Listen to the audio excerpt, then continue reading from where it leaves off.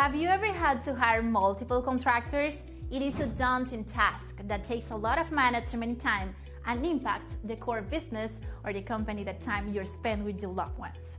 At Texas Home Property Solutions, you can count on a responsible company that can tackle all your general contractor needs. Electricity, painting, remodeling, plumbing, air conditioning, and roofing. Hire us and forget it. With over 20 years of experience, Texas Home Property Solution will deliver your project on time and within budget, with the high level of quality and integrity, no matter the size or complexity.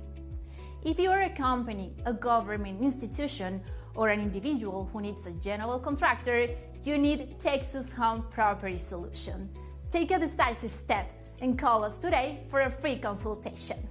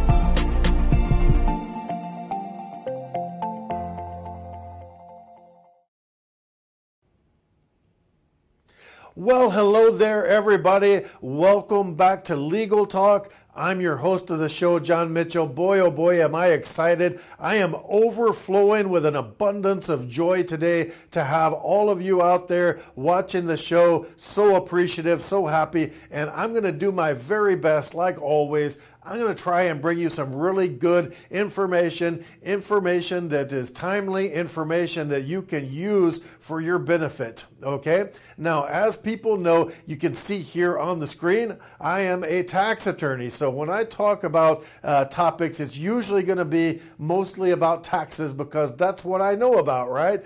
You don't go to the butcher and ask him about cutting hair. You don't go to a barber and ask him how to change your oil. So you want to know about topics, tax topics. That's my thing, right? So I'm going to jump right in and talk about a question that I was asked recently.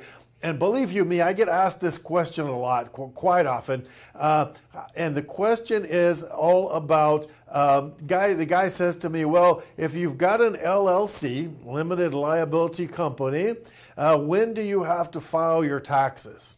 And I gave the answer that it depends, right? That's the standard answer. You ask anyone about tax law or law in general, especially tax law, you ask questions about it, you're going to get the answer, it depends, right? Either I don't know, I have to look it up, or it depends. So in this case, when is the filing deadline, especially if you have an entity like an LLC, all right? So we all know the filing deadline for a 1040, right? So a 1040 is the personal tax return that we all know about. That's what we file every year as an individual. And the general deadline for that is April 15th, right? And so it's 3 months and 15 days after the close of the year. So the year is over on December 31st.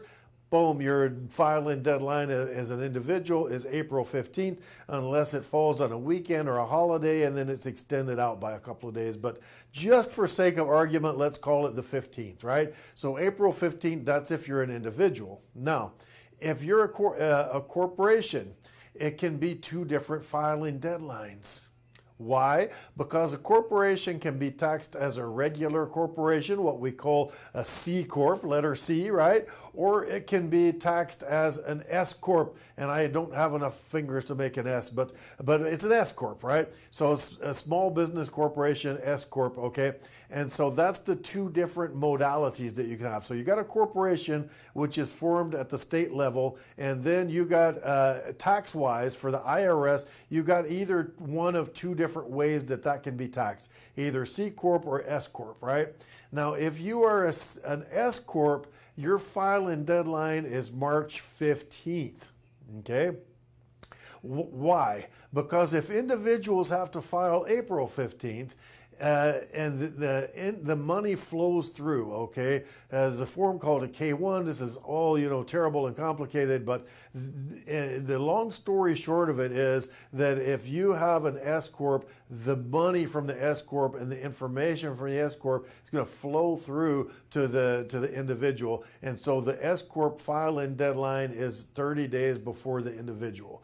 So if you've got a corporation and it's an S Corp, that is due on March 15th, unless it has a different fiscal year. That's a whole other story. But if your corporation, we're talking calendar year things, right? So if you're on a calendar year, January through December, and your corporation is a C Corp or a regular corporation, then your deadline is just like an individual because you got nothing flowing through, right? So C Corp is also April 15th. So corporation can either be March 15th or April 15th. That's the normal filing deadlines if you're on a calendar year basis. Now, if you have an LLC, which stands for a limited liability company, that can be taxed three different ways. You get to check off a box on your tax return and tell the IRS how you want to report and how you want to pay your taxes for your LLC. All right. So the first thing is if you are a sole member, which means you're the only owner of that LLC, then that LLC can be taxed as part of your personal tax return. So you put it on Schedule C, and in that case, if you're the only member of the LLC, you're the only owner, then you're taxed as part of your regular 1040, and so your filing deadline for that is going to be April 15th. Now, as an LLC, you can be taxed as a partnership. If there's more than one, let's say you got you and a couple of other guys, I knew these guys, they had the three brothers, right? That's the name of their business. And so it's three of them. And so the default for that, even though you can choose corporate, but the default for that is a partnership. So if you're a partnership, your tax is due, your return is due, Form 1065 on March the 15th. And the reason why is the same reason why we already talked about. It's you got stuff that flows through. Individuals have to file on April 15th. So in that case, the entity has to file March 15th so that it gives the individuals 30 days to file theirs based on what the entity filed, right? So if your LLC is individual sole member LLC, default is April 15th. That's your filing date. If it's a partnership and you got a couple of partners, then you're on March 15th. And an LLC can also be taxed as a corporation, and subset of that, it can either be an S Corp or a C Corp. If it's S, it's also March 15th, and if it is a C Corp taxation scheme, even though it's an LLC, it can be taxed as a C Corp, and then your filing deadline would be April 15th. So long story short, if you've got an LLC, it could either be that your taxes are due on March 15th, or it could be due on April 15th, depending on how you've chosen to have your LLC taxed, okay? And so, as I said, partnerships are the deadline is March 15th. And all this is calendar year. So if you're on a January through December, then it's March 15th or April 15th. Those are your two filing deadlines. And it depends how you've told the IRS that you want to be taxed. That's going to depend on when your filing deadline is going to be for your tax returns, okay?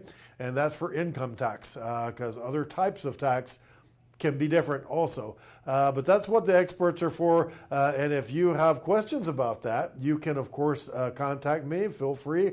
I consult with anybody, and my telephone number is 713-333-0555. I'm here in Houston, Texas. I can talk to you on the phone. If you're in the Houston area, you can come by and see me. If you're not in the Houston area, I can do Zoom, no problem. Let me know. I don't charge for the initial consultation. And also, if you want to send me an email, which is probably the very best way to get in touch with me, it's jmitchell@cctaxlaw.com. Thanks very much for being with us. We are going to go to a quick break, and we will be back with the next segment of Legal Talk. I'm your host, John Mitchell. Stay right where you are. Don't go anywhere, and join us for the very next segment. We're going to have more good information for you, and thanks for being with us.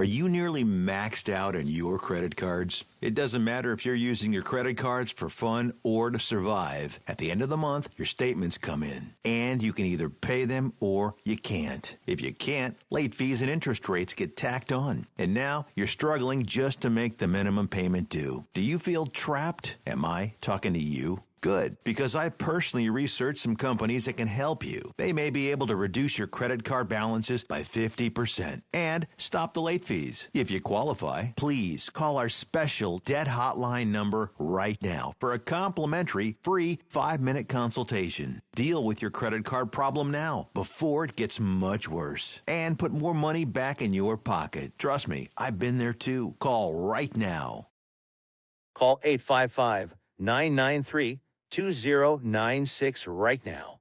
That's 855-993-2096. The legal profession is not immune to the disruptive power of artificial intelligence. AI is reshaping the way lawyers research, analyze, and manage legal matters. AI-powered legal research tools can sift through vast volumes of legal documents, statutes, and case law in seconds, providing lawyers with comprehensive insights to build their cases. In courtrooms, AI is used to manage and present digital evidence effectively. It can organize and analyze evidence, making complex cases more understandable for judges and juries. In contract review, AI quickly identifies potential risks, inconsistencies, and compliance issues in legal contracts, saving valuable time and reducing human errors. The future of law is being shaped by AI. AI is streamlining legal research, improving courtroom presentations, enhancing contract analysis, and making legal information more efficient and accessible. Data Dive, infinite insights instantly.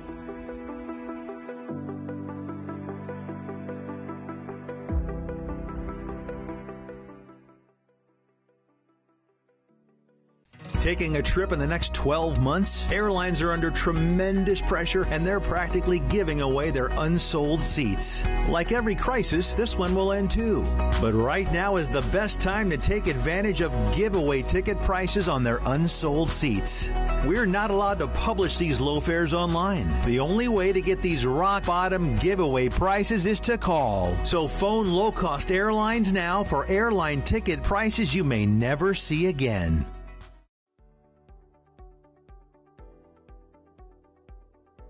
Hi, my name is Michelle Merhar. You may remember me from the morning news. I'd like to tell you how getting data and documents into action fast gives you a competitive edge. Digital-first thinking to manage document workflows efficiently are giving all organizations a competitive edge. In fact, digital document automation is an essential process, helping us to become more profitable and to compete. By making any process paperless with secure automation, decisions can be made efficiently, virtually from anywhere. You'll be able to find and share documents securely in seconds. Your staff will be empowered by making optimal use of every office hour. And by the way, the size of your organization doesn't matter. Precision Products has been helping organizations for more than 30 years with paper to digital processes, including scanning systems for any document to premises and cloud document management systems. We make it easy and scalable for your business process needs from the office or other locations, even mobile devices. Contact us to see how we can help your organization succeed. Contact Will Waterall direct at 713-446-5939 and visit us on the web at precisionproductsinc.com.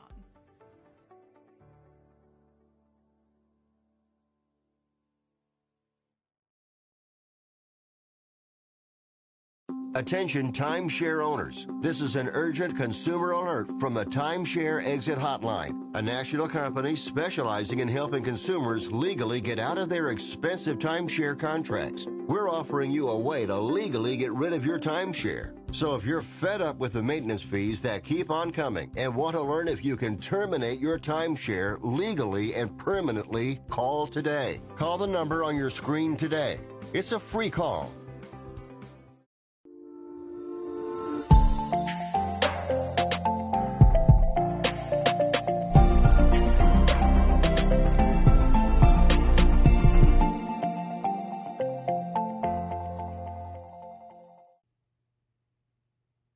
Well, hello there, everybody. Welcome to Legal Talk. We are here in our home on the interwebs and on the air, NowMedia Television. So happy that you're here. I am your host, John Mitchell, and boy, oh boy, do we have some excellent information for you today.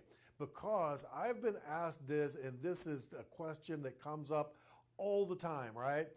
It comes up all the time. What is the way? All right, so let's say at the end of the year, I might owe money on my tax return, right? So at the end of the year, let's say I think I might owe money. How is the proper way, the correct way that I should go about setting aside money and paying my taxes to the IRS? And I am going to introduce everybody out there today to what is called the 1040 ES, or estimated tax payments, okay? Now, the legally correct way to do this is, let's say you have a business. I don't know, call it a lawn care business, right? Or maybe you sell stuff on Etsy, right? Whatever it is. So you got yourself a small business, and most of us are not used to, by the way, worrying about taxes, because our employers, if you have a W-2, you get money withheld from your paycheck, and then, you know, the employer takes care of all of that in the background and just sends that money to the IRS for you. Hopefully so, knock on wood, that they send it in and don't just pocket it. But the correct way is, if you're getting taxes withheld, the employer is sending that to the IRS on your behalf, right? Now, if you are self-employed or have a gig or a side hustle, whatever the case may be, whatever terminology you want to use, you're self-employed, you're making money, be it a cash or whatever, and now you wonder, okay, at the end of the year, I'm probably going to owe some money. How do I go about setting aside money? The best case scenario is, okay, legally, let me start off with this. You are supposed to, every 3 months, you're supposed to write a check and send it to the IRS, or you can pay it online electronically, but I'm stuck in the old times, right? So thinking about writing a check. But the long story short of it is, what you need to do is every 3 months, write a check, quote unquote, to the IRS and send it in and make an estimated tax payment. The estimated tax payment is really nothing more than just, if I think I'm going to owe, let's say, $2,000 at the end of the year. The year is 12 months. It's divided up into 4 quarters, 3 months each, right? So January, February, March, right, is the first quarter. That's the first quarter of the year. So at the end of that first quarter, if at the end of the year, I think I'm going to owe $2,000, the legally correct way is, I'm supposed to write a check for $500 and send that to the IRS at the end of those first 3 months.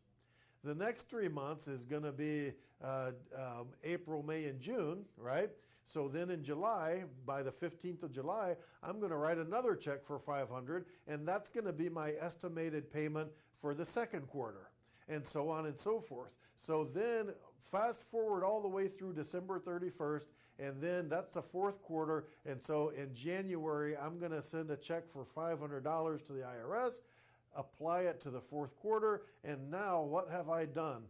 Throughout the year, I have filed 4 quarters of taxes, right? So that's going to be the first quarter, second, third, and fourth quarter. So it's going to be 4 quarters. I've sent $500 each. That's $2,000. And then when I sit down to do my tax return, I say, okay, I calculate how much it really was. Oh my goodness, guess what? Instead of $2,000, I owed only $1,800. Okay, so now what's going to happen? I'm going to get money back, right? IRS is going to give me the change.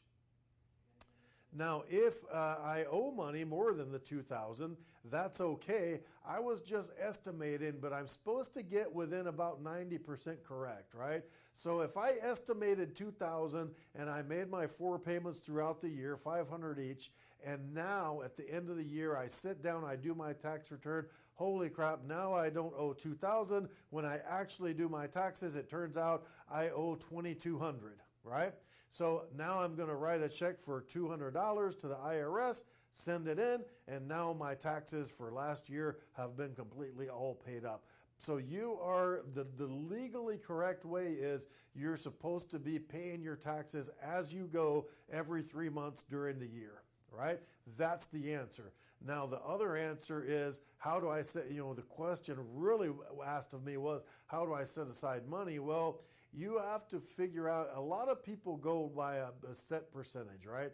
And they'll have money in a savings account. And so every time they get paid, so every time I get a check from, or cash from business, from whatever I did, every time I sell something on Etsy, I'm going to set aside a percentage of that. A lot of people pick either 25% or 30%, 20%, whatever the case may be. So if I go out and sell a bunch of stuff on Etsy, I make $1,000, I receive that money, immediately set aside $250, whatever it may be, to my savings account, and that savings account is what I'm going to use at the end of every 3 months to go ahead and make those estimated tax payments to the IRS. So you're supposed to be setting money aside and in a savings account or checking account, whatever the case may be, and then every 3 months write a check, send it to the IRS so that you can have your estimated tax payments all paid up to date. Now, there is another way to go about it. For example, I know some people and they just don't like to remember to make this payment every 3 months. And so what these folks did is these people I know, business owners, they set their account up through their bank so that the bank automatically every Friday takes $500 out of their bank account and sends it to the IRS. So even though the legally correct way is to pay the IRS every 3 months, the IRS doesn't mind if you pay them more often than that. They mind if you don't pay. There's penalties if you don't pay at least every 3 months, but that's the minimum. You can always exceed that. You could pay every day if you wanted to, right? You could pay twice a day if you wanted to. No big deal, right? The IRS will take your money whenever you send it to them. So these people that I know, they just have an automatic payment coming out of their bank account.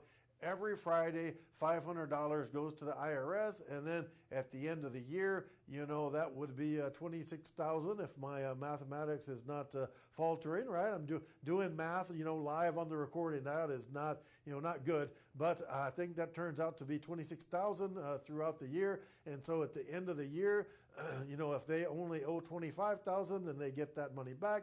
If they owe extra, then they, of course, have the option to just write a check when they do their tax return and pay the difference, right? So they can do that. Now, I also know a lady who owns a couple of businesses, and another thing you can do. Let's say you're supposed to get money back. You do your tax return. Oh my goodness, I'm supposed to get a refund, right? IRS owes me money.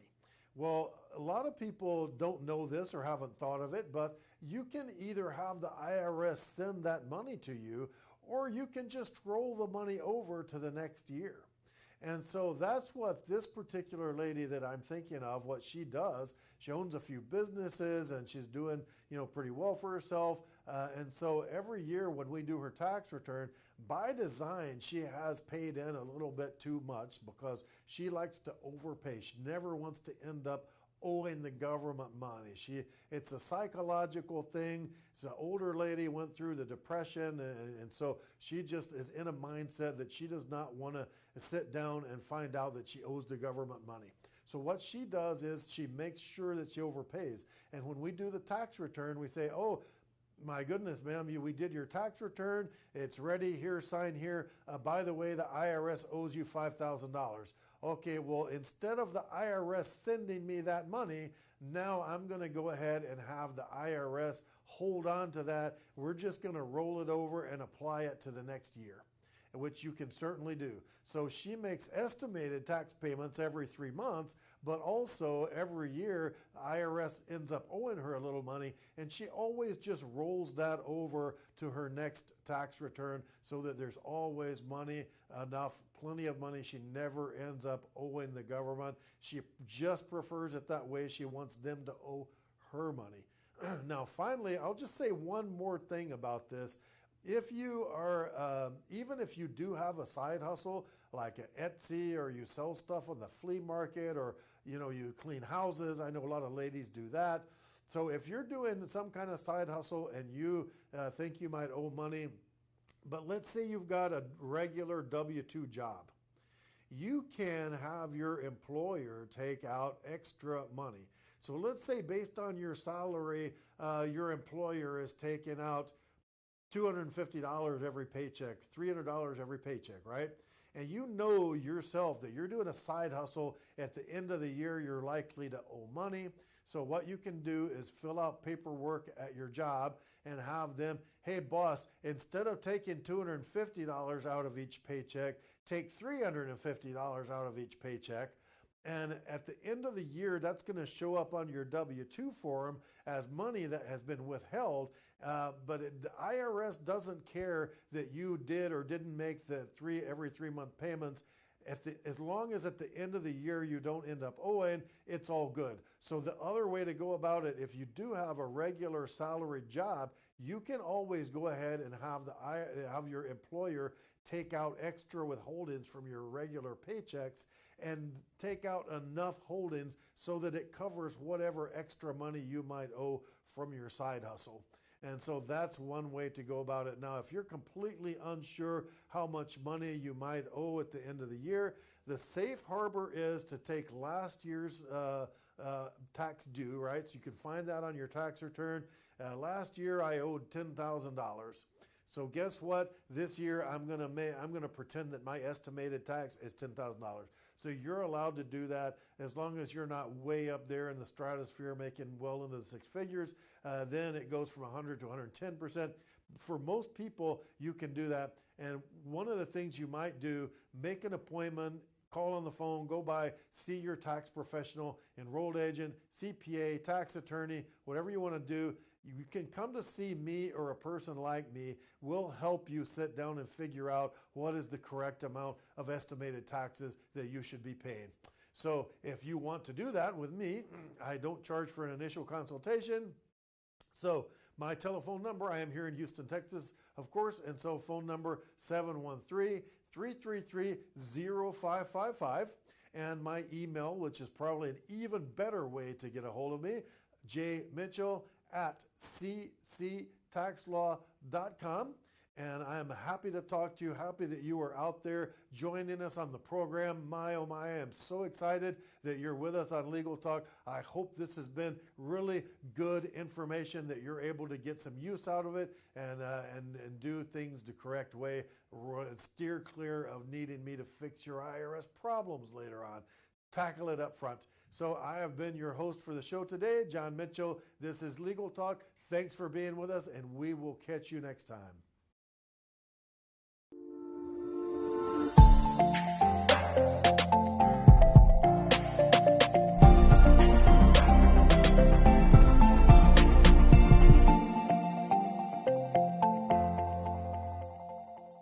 Are you nearly maxed out on your credit cards? It doesn't matter if you're using your credit cards for fun or to survive. At the end of the month, your statements come in, and you can either pay them or you can't. If you can't, late fees and interest rates get tacked on. And now you're struggling just to make the minimum payment due. Do you feel trapped? Am I talking to you? Good, because I personally researched some companies that can help you. They may be able to reduce your credit card balances by 50% and stop the late fees. If you qualify, please call our special debt hotline number right now for a complimentary free 5-minute consultation. Deal with your credit card problem now before it gets much worse and put more money back in your pocket. Trust me, I've been there too. Call right now. Call 855-993-2096 right now. That's 855-993-2096. The legal profession is not immune to the disruptive power of artificial intelligence. AI is reshaping the way lawyers research, analyze, and manage legal matters. AI-powered legal research tools can sift through vast volumes of legal documents, statutes, and case law in seconds, providing lawyers with comprehensive insights to build their cases. In courtrooms, AI is used to manage and present digital evidence effectively. It can organize and analyze evidence, making complex cases more understandable for judges and juries. In contract review, AI quickly identifies potential risks, inconsistencies, and compliance issues in legal contracts, saving valuable time and reducing human errors. The future of law is being shaped by AI. AI is streamlining legal research, improving courtroom presentations, enhancing contract analysis, and making legal information more efficient and accessible. Data Dive, infinite insights instantly.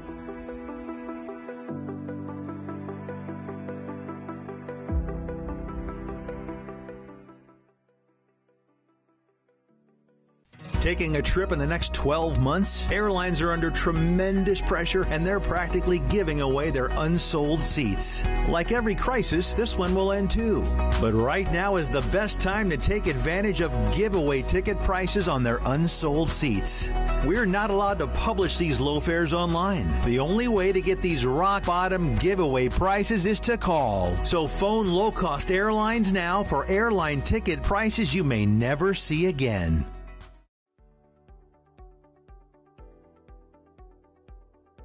Hi, my name is Michelle Merhar. You may remember me from the morning news. I'd like to tell you how getting data and documents into action fast gives you a competitive edge. Digital-first thinking to manage document workflows efficiently are giving all organizations a competitive edge. In fact, digital document automation is an essential process, helping us to become more profitable and to compete.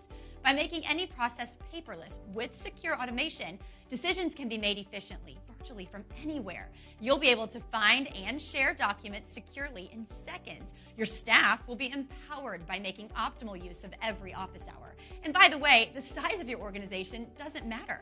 Precision Products has been helping organizations for more than 30 years with paper to digital processes, including scanning systems for any document to premises and cloud document management systems. We make it easy and scalable for your business process needs from the office or other locations, even mobile devices. Contact us to see how we can help your organization succeed. Contact Will Waterall direct at 713-446-5939 and visit us on the web at precisionproductsinc.com.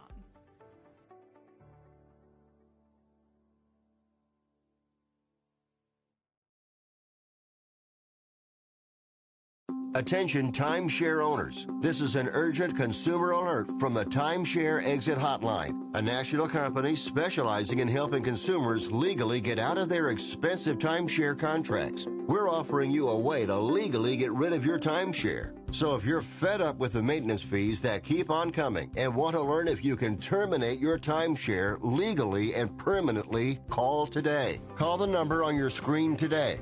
It's a free call.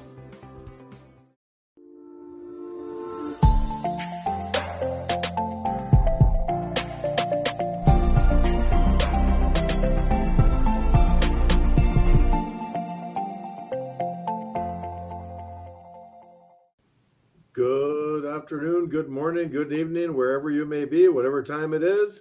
Very happy to have you here. Thanks very much. This is Legal Talk. I am your host, John Mitchell. And today, you know, the great American poet said, you can't always get what you want, but sometimes if you try, you get what you need. And boy, oh boy, buckle your seatbelts, strap yourselves in, because today I absolutely have what you need. We are very pleased, overjoyed to have with us immigration attorney extraordinaire, one of the best, top of her field, Ingrid Perez. Ingrid, welcome to Legal Talk, and thank you so much for being with us.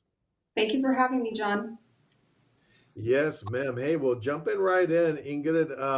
I think that we have some questions from people out there. Inquiring minds want to know. So, what can you tell us about visas, work visas coming to the United States? What kind of, first of all, kind of run down for us. What are the categories of visa that we're going to talk about today? You said EB1, EB2. So we're going to talk about focusing on small business owners and how they can benefit from our immigration laws, specifically focusing on H-1B, potentially the EB2 or EB3 visa, and how small businesses can navigate those visa options. Oh my goodness! Well, that sounds very exciting. So the H-1B visa. Tell us a little bit about what that is and how might small business owners qualify, or how might they take advantage of that? Sure. So the H-1B is a very common non-immigrant visa that allows U.S. employers to hire foreign workers for specialty occupations. So eligibility is limited to people who have specialized knowledge or bachelor's degree or higher. Typical jobs for this H-1B visa are things like engineers, mathematicians, things like that require specialized knowledge. And for small businesses, the first thing that they have to consider is the ability to pay the wage for the employee that they're looking to hire. So it's really important to talk to an immigration attorney to make sure that the small business has that ability to pay and the evidence they need to prove it. All right, so evidence to prove that you have the ability to pay, because correct me if I'm wrong. So if an employer wants to sponsor somebody through this type of visa, H-1B visa, so you need to prove that you have the wherewithal to pay the wage, because correct me if I'm wrong, but you cannot offer lower wages than the prevailing wage for that job type in the United States. Is that correct? That's right, because the law requires that you pay a fair wage, and part of that process is getting a labor certification through the Department of Labor to make sure that the wage that's being offered is normal within the industry. So that is actually one of the first things that the employer has to do during this H-1B process. Okay, great. So, all right. So, the labor certification, and what kind of evidence or what kind of justification? How would they go about showing or proving that they have the wherewithal? What would that be required to show that they have the wherewithal to pay these prevailing wages? So for this, usually an attorney can assess the company's financial strengths to make that determination and make sure that the job that's being offered to the foreign national is one that the employer can pay. So the first thing that I usually ask employers is, what is the job that you're offering? What is the position? What are the minimum requirements? And what is the salary that the company can pay? With that information, I'm able to do some research to kind of understand what is normal, what is typical for the industry, and then assess and analyze the company's financials to see, okay, this employer can prove that they can pay the wage, which is something that a small business, is really important for small businesses to consider, especially given that the H-1B is a lottery. Legal fees and government fees can add up to thousands of dollars. So when small businesses go on to make that investment, it's worth, making sure that they're going to meet all the eligibility requirements and get the final result that they want. And that's why it's important, of course, to bring on a talented professional such as yourself with experience, so that they can know up front before they go any further and spend buku bucks on it, and make sure that you take a look and give a green light and make sure they're going to be able to qualify. So that's a very important, I think, a very important takeaway for everybody out there. Okay, so that's the H-1B visa. Now, what about the distinguish for us, please? What's the difference between that and the other visas that you mentioned, EB2, EB3s? So H-1B is a temporary visa. It is something that is not going to be forever, right? It is for temporary work. The EB2 or the EB3 is for a permanent position.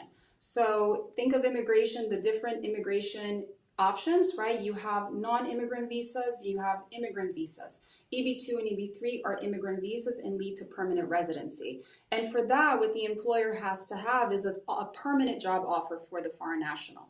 And similar to the H-1B, the employer has to make sure that they have the ability to pay as well.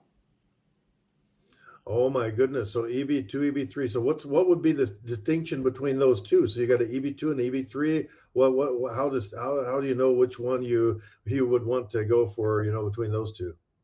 It depends on the job that the foreign national is coming here to do. So for example, if the job requires a bachelor's degree or an advanced degree, depending on some jobs that require a bachelor's degree, you would opt for the EB2. It's just a different classifications of visas based on the profession. So for example, EB3 can be for unskilled labor, roofers, dishwashers, or it can be also for sometimes people in a profession like an executive manager or an executive assistant or things like that. So it just really depends on the job and the minimum requirements, and that's how we would classify them according to the immigration law, whether it's EB2 or EB3 classification. Wow, that is great information. Well, again, I stress to the folks out there, you want to hire Ingrid or hire somebody like Ingrid that knows all of the ins and outs of these different types of visas. That is excellent and great information. I am so pleased and happy that Ingrid was able to share all of that with us. And so, Ingrid, anything else that you think we might want to add to that conversation? Yeah, absolutely. These processes are very lengthy. They are very expensive, and it's really important for any employer who wants to proceed with some of these, with either one of these processes, to really make sure that they know the road ahead. Having, the foundation for these processes laid out in front of them is really important, because the employer obviously wants the employee here in the United States as soon as possible. But unfortunately, the government is not going to work on the employer's time or the employee's time. We have to work within the constraints of the government and the time limits that unfortunately we have no choice but to face. Right. Okay. So very important piece of advice there. It's not going to be cheap, and it's not going to be, necessarily quick. The government works on, they immerse their own, be their own drum, right? And don't look at the clock, look at the calendar. I tell people sometimes when I'm dealing with the IRS. So I'm sure it's the same with immigration. So calendar, not clock. So anyway, Ingrid, we really appreciate all the good information you bring in to the table today. I'm sure it's going to be very useful for everybody out there. So if you can, please let us know. Suppose a small business owner out there wants to hire the best immigration attorney in Houston. How do they go about contacting you? They can go to my website, ibplaw.com, get a hold of me. I'd be happy to speak to anybody out there who's looking for an immigration attorney. If I can't help, I can definitely give a referral too. Okay, so go to your website. Well, that is wonderful. Ingrid, thanks very much again for being on Legal Talk. We really appreciate all the information you brought forward, and hope that you're able and available to help everybody out there that wants to give you a call or click on your website, find you. Word to the wise out there, everybody. If you think you want to go down this road, you think you need some immigration work, and involve a professional up front. Make sure that you have somebody competent that's going to help you. There's a lot of shysters, a lot of funny business going on out there in the world. So make sure that you hire somebody competent. Get in contact with Ingrid, and she is going to definitely steer you in the right direction. Okay. So thanks everybody for being with us out there in the audience today. This has been Legal Talk. I am your host, John Mitchell. We're going to go for some commercial breaks, and we will be right back after that.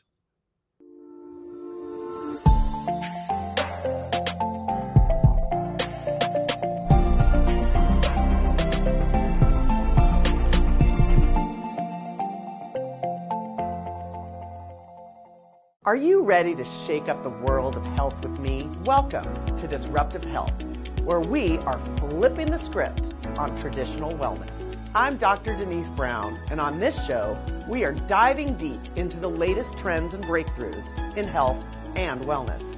Whether you're curious about nutrition, exploring new therapies, or just want to live your best life, Disruptive Health is your guide. Don't miss Disruptive Health Coming soon to NowMedia TV. What if this happened to you when you're alone? Or what if it happened here? With MedGuard Alert, you're never alone. You can connect with medical professionals anywhere, anytime. And now MedGuard is introducing our exclusive new Care Watch. If you need help quickly, use it from anywhere to contact medical professionals. No cell phone required. The Care Watch is not only a life-saving medical alert device, it's a revolutionary health monitoring system that checks your blood pressure, heart rate, oxygen saturation, and much more. And here's the best part. If you have Medicaid, you may qualify to get your Care Watch for free. The Care Watch is only available through MedGuard Alert. Call us right now. We have monitoring programs starting as low as $1 a day. The call is free, activation is free, shipping is free, and no contract is required. Remember, with Medicaid, you may qualify to get your Care Watch for free. Don't wait. Call us to get your Care Watch right now. Operators are standing by.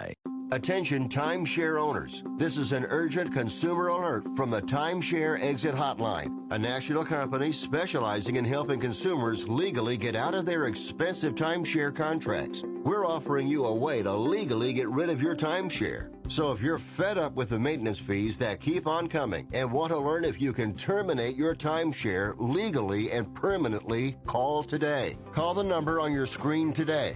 It's a free call.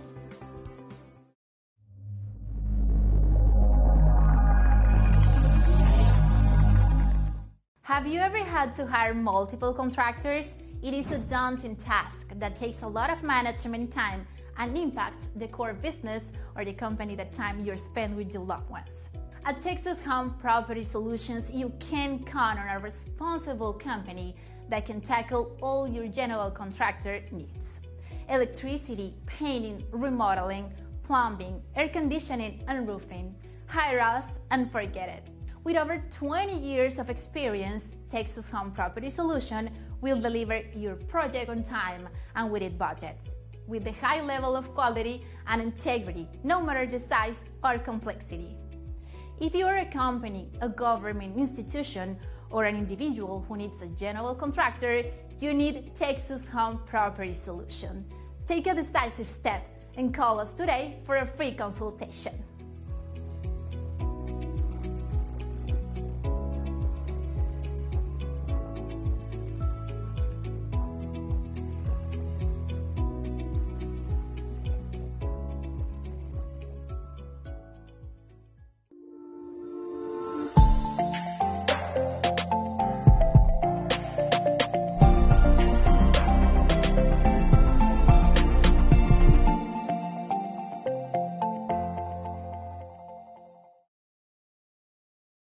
Well, hello there, everybody. Welcome to Legal Talk on the Now Media Network. I am John Mitchell, host of the show.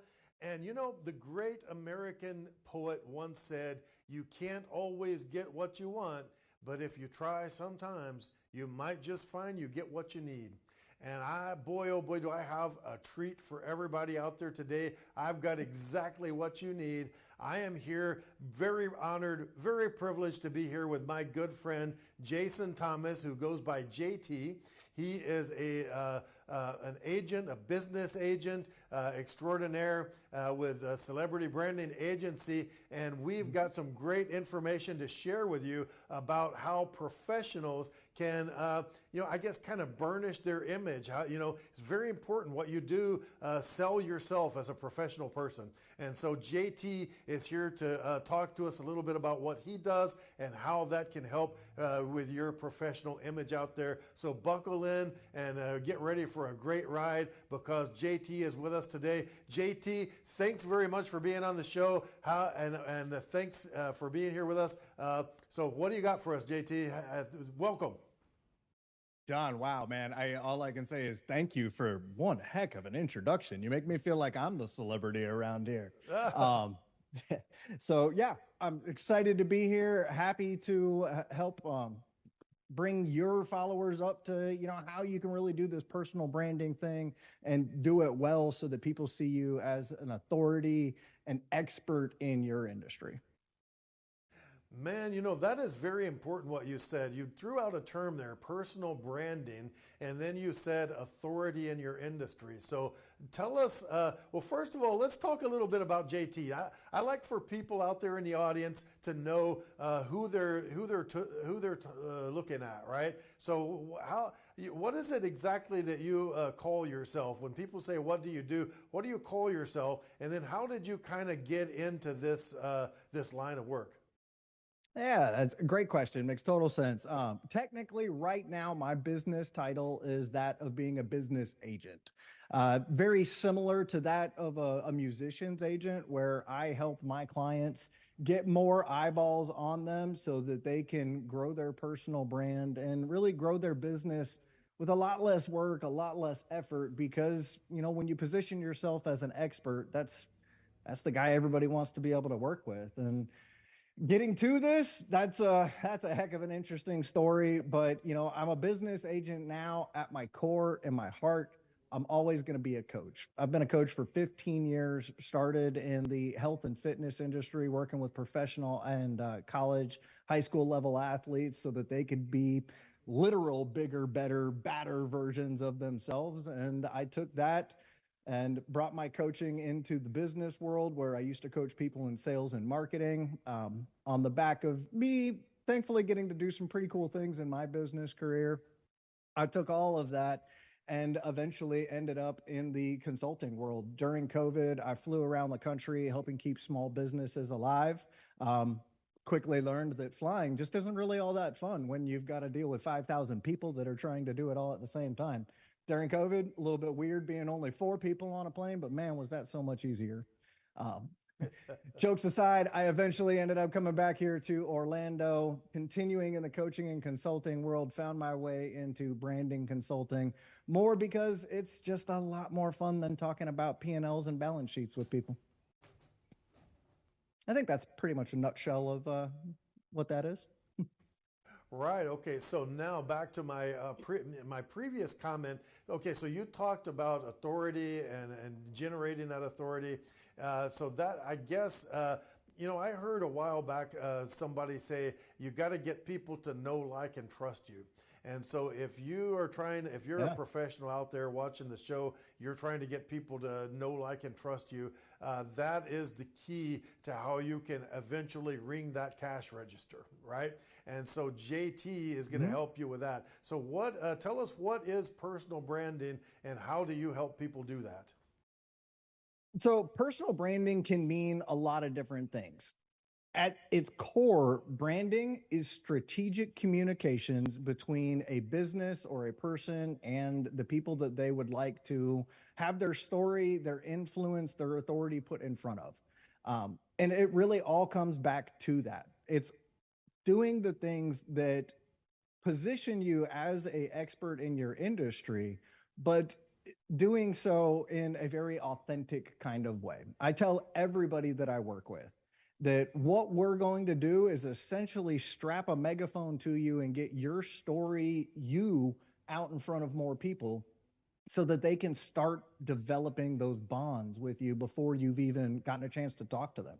When somebody's regularly consuming the content that you create, showing people who you are, why you do what you do, why you're passionate about helping other people, it starts to allow them to build a relationship with you that you haven't had to take part in. And when you look at the market today, people have choices on choices on choices of where they spend their money. And we're finding more and more on a daily basis that people are choosing to spend their money with the people, like you just said, that they know, like, and trust. So the whole goal behind personal branding is strategic communications to help you build relationships with the people that you would like to work with so that you can grow your business faster with a little less effort. This kind of reminds me, a couple of years back, I had an opportunity here in Houston at an event to meet somebody that was kind of I guess you'd call not a major celebrity. I didn't get to meet Jennifer Lawrence or anything. I got to meet with, kind of like a B-lister, you might say. Okay. And it was so exciting to me, because I said, well, and I told him, I said, I know you don't know me, and I don't want to come off, a certain way, but like I feel like I've seen you on YouTube, I've seen you on TV, I've seen you, and I feel like I know you. And here internally within me, I felt like I knew that person. And so that's kind of what you're getting at, right? You help people to put their image out there so that others can develop a relationship without you having to actually put in the time to do individual relationships with, maybe hundreds of people or thousands of people. So once you're out there and people kind of get to know you through the efforts of guys like JT, then that is a way for you to get in front of people, and you've started off on second base, so to speak, right? People already know who you are, and so that's kind of a leg up in the marketplace. And JT touched on it. Man, it is a dog-eat-dog world out there, and sometimes you're wearing milk-bone underwear, man. You got to make sure that people out there know who you are so that they can trust you, and that's going to give you just that little bit of edge. Now, what I wanted to ask you about, because for the folks out there that don't know, I've been working with JT myself, and I've found it to be very, very important and invaluable, right? And so I appreciate that. Tell us, please, about the three legs of the stool, right? Because if you sit on a stool, like I'm sitting on a stool right now, if it only had one leg or two legs, I'd be pretty hard pressed to keep a balance on this thing. So if it's got three legs, then you're better off. So tell us, what is the whole philosophy behind what you do for people about the three-legged stool? I found very interesting. For sure. Yeah. Our three-legged stool is what we know as to make personal branding work. And we call it actually our business trifecta. The stool is a great analogy to make it make sense, because when you're looking at the business trifecta, that's media, marketing, and PR. You got to have all three of them working synergistically together, or you're going to find that the whole program's just going to end up falling flat. Just like that two-legged stool, or hopefully not just a one-legged stool, you just don't have the balance that you need to be able to stay for the long haul. So it all starts at the top with your media. Media is simply your medium to get to tell your story. It could be a million different platforms at this point, right? We've got streaming media, we've got major cable media, social media, print, and the list goes on and on. That's your place to be able to start it all out. That's your story. That's essentially you standing from the rooftops and shouting out, "Come work with me." You can only yell so loud, though, so only so many people can hear you. To amplify that, you bring in the second pillar. You bring that marketing in. This is just essentially paying to get your media, your story out there in front of more people. Now, you've taken the guy standing on the rooftop. He's out there. He's got vocals now. He can get that message out in front of people. But if all you ever focus on is just the two legs there, you're still not stable. Things are going to eventually fall over. And you're going to kind of turn into the boy that cried wolf here, right? When it's just you constantly reminding everybody on a daily basis that you're a great person that they can trust and do work with, eventually people are going to start looking at you and they're going to go, "I get you. I heard you today. I heard you yesterday. I heard you last week, last month, the month before that. Man, maybe let somebody else take a time to talk." Your marketing kind of hits a point of diminishing returns when you get to this point, because you don't have the big part, that third piece, the PR, the personal relationships. This is the backup dancers coming in on stage to make your performance that much better. It's other people corroborating your story for you to bring more authority, more authenticity, more believability, because it's not just you saying it anymore. If other people are saying it, maybe it's time people really start to take notice. So that's that's our business trifecta, really. That's how you effectively get your story out in front of people. Of course, that's a very high level look at all that. We can get much deeper into that with all the activators and the different things going in with it. But I think that's probably enough for your audience right now. Well, the main thing that I'm understanding here, that my takeaway of this, you've got to be deliberate, you've got to be strategic, and you've got to, be focused on making this happen. So business trifecta, right? So is there any kind of standout kind of a story that you that you can tell us? Somebody, big success story, anything like that? Oh gosh. I mean, with NDAs involved, I can't bring names, but I've got Gotcha. stories on stories. I've got clients that working with us back in 10 years ago. They did a speaking event with us to learn public speaking better on stage at the UN. She's now one of the lead negotiators and conflict mitigators for the UN. I got a client that I recently worked with on becoming a best-selling author, that just by becoming a best-selling author, he landed a 35% equity stake in another company that was trying to enter his market just for being that guy, having that book. Wow. Hey, those are great results, man. And anybody out there that wants to, get some results like that, like I know it's been working really well for me. How in the world would people go about finding you, JT? Yeah, the easiest way to reach me is simply just email me. It's JT at celebritybrandingagency.com. Don't put the in there. It won't get you to me. So again, with a little more clarity, like it is on screen, it's JT at celebritybrandingagency.com.